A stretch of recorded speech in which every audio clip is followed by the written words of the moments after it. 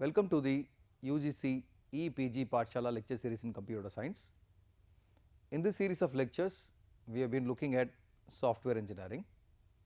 This session will be a continuation of the previous session, which is on software maintenance. So, the learning objectives for this session will be as we have seen in the last session. This session I will be introducing a word called maintainability. So, last session we have seen on maintenance. As a part of maintenance, we wanted to ensure high performance systems and the system should be maintainable. So, we will try defining what maintainability means. As per IEEE's definition of maintainability, so IEEE defines maintainability as the ease with which software can be maintained, enhanced, adapted or corrected to satisfy specified requirements. So, any requirements, in case it could be enhancement, it could be an adaptation to the previously existing software, or anything that need to be maintained in terms of correcting the faults, and anything on top of it to specify requirements. So, these are the things that we are supposed to be called maintainability, or otherwise it can even be defined as the presence of systematic and mature processes, techniques and tools to help enhance the maintainability of the system.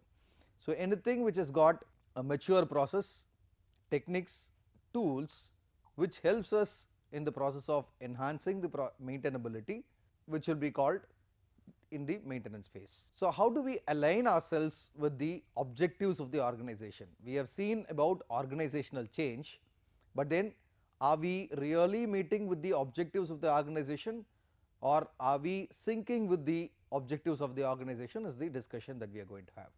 So, organization majorly will focus on the return on investment. So, any return on investment for the software maintenance is less clear than the initial development. During the phase of development of the project, or at the analysis stage, or at the design stage, or early implementation stage, people would have never thought about this software is getting maintained for a longer duration. Rather, only during the maintenance phase people will think of the maintenance and the cost associated with the maintenance.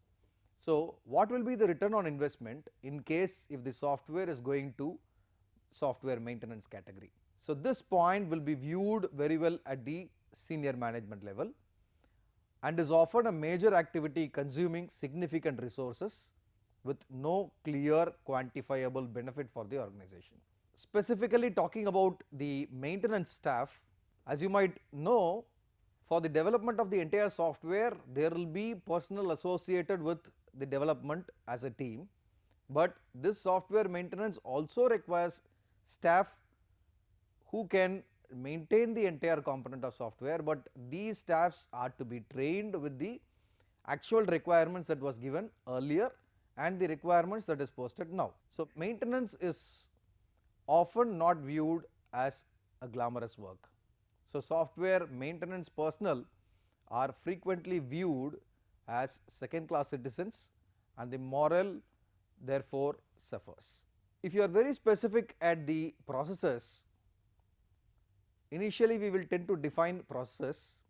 A software process is a set of activities, methods, practices and transformations which people use to develop and maintain software and the associated products. At the process level, software maintenance activities share much in common. So, any process that you consider either during the preliminary phase or during the maintenance phase, either during the development phase or during the maintenance phase, they share most of the things in common with the software development. For example, software configuration management, different versions of the software, different configurations that is required for the software to be developed is a crucial activity in both of the stages. Once as a team we are about to develop the software, but that is not necessary assigned to maintain the software once it is operational. See, this is a basic buzzword that we will try adopting organizational aspects of maintenance. During the phase of organizational aspects, if you look at large number of organizational aspects, the team that develops the software need not be or not necessarily assigned to maintain the software once it is operational. So, any team who has developed the software, once after its delivery, will go for the other phase of development of the project or the other project in whole, but then there will be some other team which can also be associated for software maintenance. Same team which has been developing this work need not be reworking on the same project. So, what is important in this delegation is assignment of maintenance responsibility to a single person or a person regardless of the organization structure. Sometimes we may also think of outsourcing the entire work towards maintenance. So, we are to talk about outsourcing of software maintenance activity. Software maintenance which is not mission critical can also be outsourced. Outsourcing companies typically spend a number of months assessing the software because they are not the ones who have developed the software earlier or they do not have previous good intentions about the software.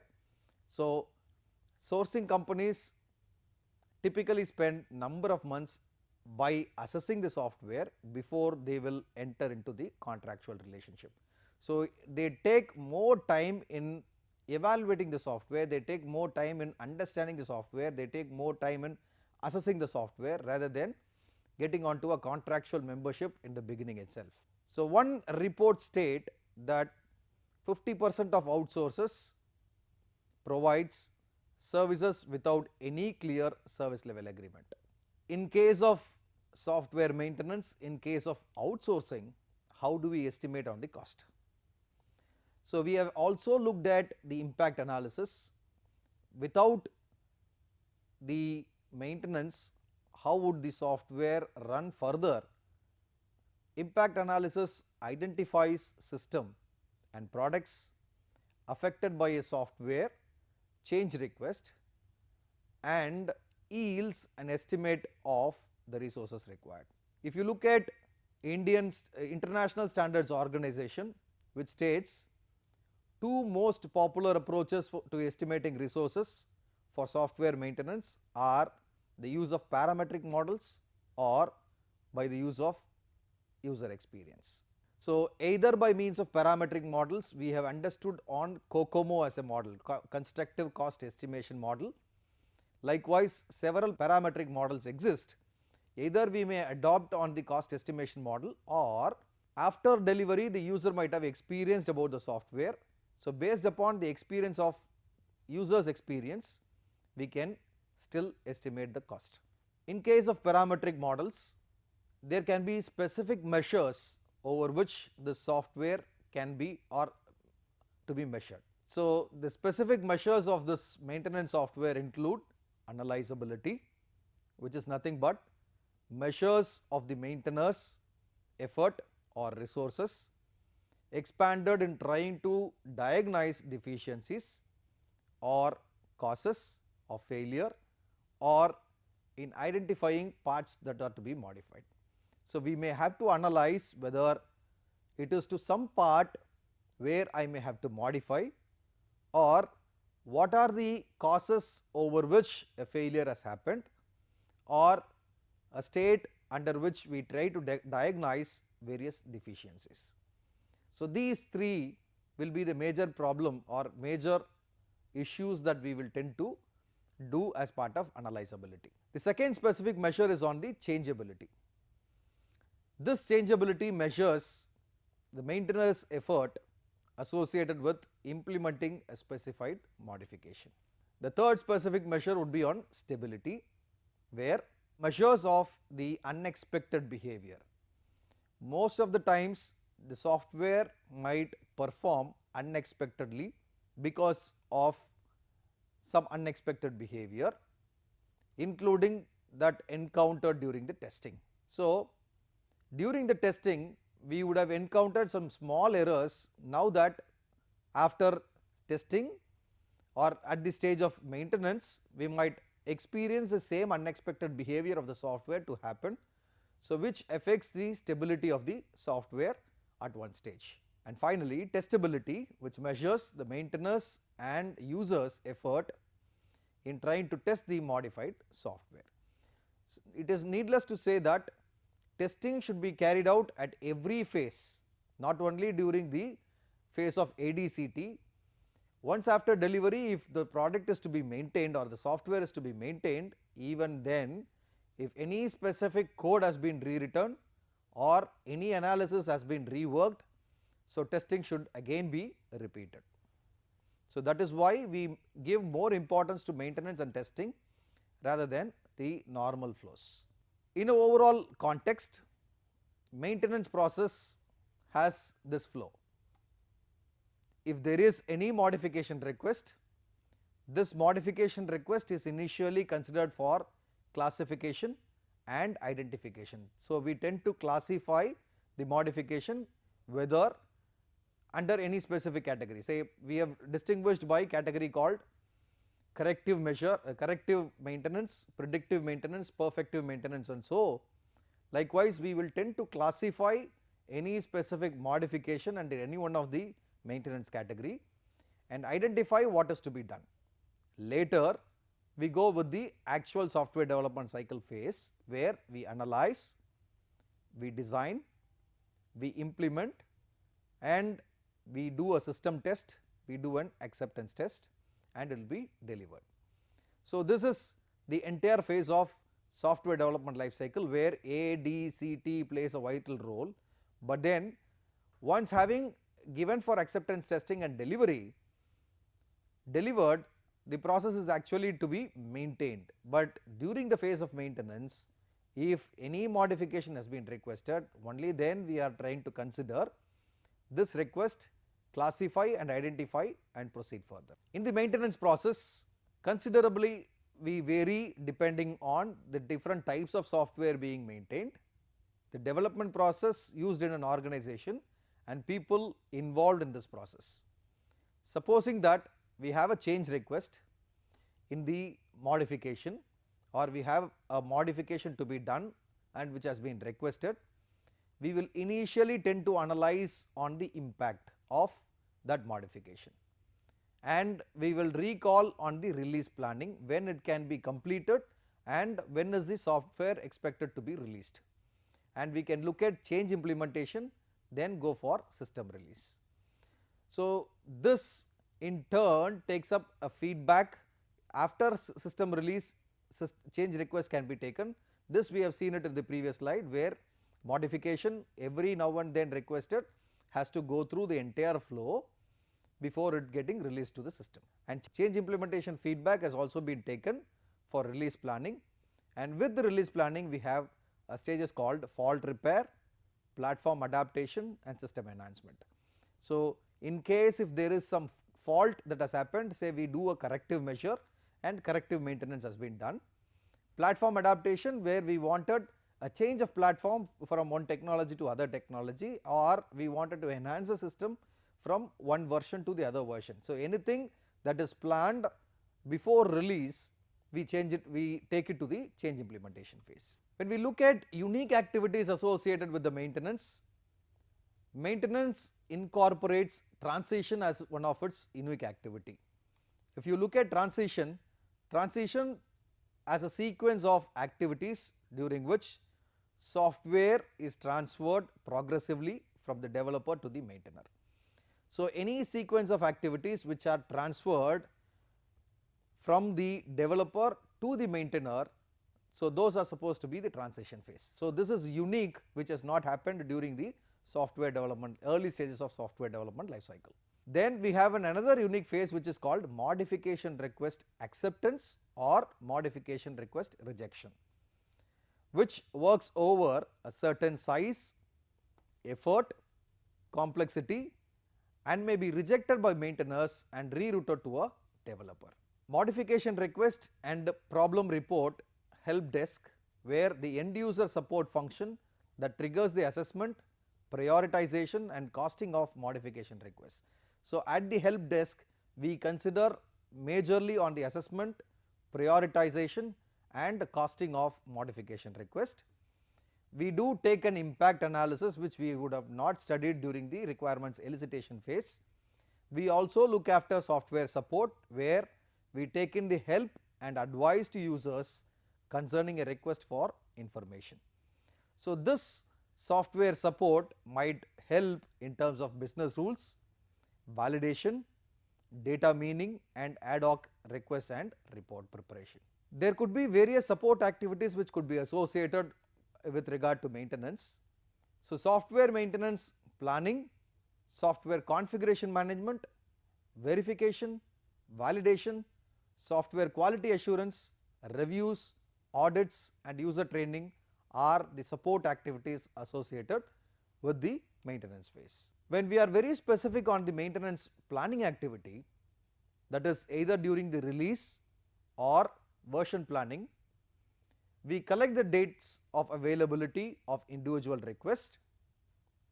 We agree upon the user request on the content of subsequent releases and versions. We also tend to identify potential conflicts and develop alternatives. We majorly assess the risk of a given release and develop a backout plan in case of any problem that is getting arised. And normally, in case of any fault, we may have to inform all the stakeholders about the fault or any updation or the technology change to the stakeholders. This maintenance planning activity you might have come across should specify how users will request software modification or report problems. So, any modification request or any problems that has been identified are to be reported. So, a planning activity should be done at the phase of software maintenance, either to modify or to report the problems. So, at the very highest level, the maintenance organization will have to conduct business planning activities like preparing the budget, finance and human resource, just like all other divisions of the organization. So, as we have planned for the implementation phase, how many people are required for development, what should be the effort of by engaging all the people, what should be the cost associated with it. Likewise, during the phase of maintenance also, the organization should involve themselves to prepare a detailed budgetary plan, a finance plan and human resource planning. After doing the software configuration management, one of the services that is requested for software maintenance would be software configuration management, where the procedure should provide verification, validation and audit of each step required to identify, authorize, implement and release the software product. It is not sufficient to simply track modification request. So, tracking the modification request alone does not come into picture, rather reporting the problem is also important. The software product and any changes made to it must be controlled. So, any changes that we have made, a change request has been made, change implementation has taken over. So, any request for the change has been made that need to be controlled from the outside world. As we might appreciate, the end result need to be qualitative enough. So, the software that we are trying to produce need to have utmost quality. So, software quality need to be maintained till the end. So, the activities and techniques for software quality assurance, verification and validation, which is represented as V and V, reviews and audits must be selected in concurrence with all the other processes to achieve the desired level of quality. This software maintenance is nothing but a rejuvenation to the system, where we again need to do a documentation. We again have to perform the structuring of the code. So, we do a redocumentation which leads to the creation or revision of alternative representations of the software, but the level of abstraction remains the same. So, this redocumentation tends to generate data interface table, call graphs, component variable cross references, etc. As part of restructuring the entire code or restructuring the design, transformation of the system's code without changing its behavior. So, we indulged directly into the change of code, but without changing the behavior of the code. Not only that, at many cases or most of the cases we may have to do either re-engineering or reverse engineering. As part of reverse engineering, we analyze a system to extract information about the behavior and or structure. Also, we may have to look at the design recovery, which initiates in recreation of design abstractions from code, documentation and domain knowledge. Because of this reverse engineering, we tend to generate structured chart, entity relationship diagram, data flow diagram and requirements model. So, by part of reverse engineering, we will be able to work on almost all models again which we have studied during the software maintenance phase. Whereas, re-engineering, say for example, we have an examination alteration of a system to reconstitute in another form. This is also called renovation and reclamation. So, we have introduced two important words, one is called reverse engineering, the other one is called re-engineering. As part of re-engineering, if you want us to define re-engineering, re-engineering is defined as the examination and alternation of software to reconstitute it in a new form. So, anything which has been reconstructed into a new form which is called re-engineered. So, it is often not undertaken to improve maintainability, but to replace aging legacy software. So, we do not improvise on the maintainability of the software, but then we tend to remove the aging of the legacy softwares. So, this is one of the flows associated with re-engineering, where we take in the existing software, we do a reverse engineering, we restructure it based upon the code, we do a forward engineering and the re-engineered software is obtained. So, the re-engineered software is most likely to be matured in terms of the aging or the legacy purposes. Some of the processes associated with re-engineering are, initially we may have to decide what to re-engineer. Is it the whole software or the part of the software that needs to be re-engineered? So, that needs to be assessed and decided. As activity 2, we perform reverse engineering in order to obtain specifications of existing software. So, we try to understand the specifications of the existing software, we understand what is to be done in reverse, so that we change or we enhance on the performance of the system. We restructure the program if required. For example, changing function oriented programs into object oriented programs will be a restructured format of doing the reverse engineering. Restructure data as required, apply forward engineering concepts in order to get re-engineered software. So, do a forward engineering of analysis, design, implementation and testing, change implementation and testing, that makes it forward engineering workable. So, those were the activities associated with the re-engineered process, but then what are the circumstances in which we may have to do re-engineering? So, we will study more on when to re-engineer. When system changes are mostly confined to part of the system, that then re-engineer that part alone.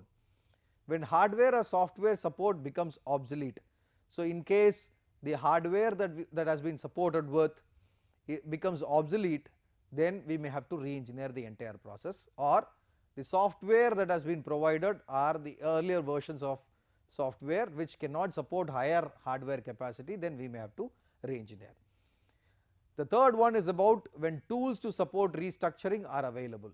When there are tools which can support re-engineering or restructuring, we may have to re-engineer. Say for example, 90s to 95s we have been working more on HTML, 95 to 2000 also we were working on HTML. Even today we try to extend it with HTML, but then concepts of XML have turned up, but then there are appropriate tools which supports the tags that are associated. Earlier during 95s, people have to type all the tags associated with HTML. Now that there are tools which are available, you may have to simply call in the appropriate tags and use the statements that we are about to use. So, these tools that support restructuring, if it is available, we may have to think of re-engineering the process. So, this is the main task associated with the re-engineered system, where we mention this system specification during the forward phase, we make the design and implement the system, and we develop a new system. Whereas, when there is an existing software, we understand the software and try to transform what component are to be transformed or what structuring has to be done, or either anything has to be restructured, then the re-engineering system has been got. So, there is a lot of difference between a forward engineering and a system re-engineering, where forward engineering starts with the system specification, whereas system re-engineering talks from the existing software specification. Some of the advantages associated with re-engineering include, because of re-engineering we may avoid the risk associated with development. So, we have a reduced risk. There is a high risk in new software development.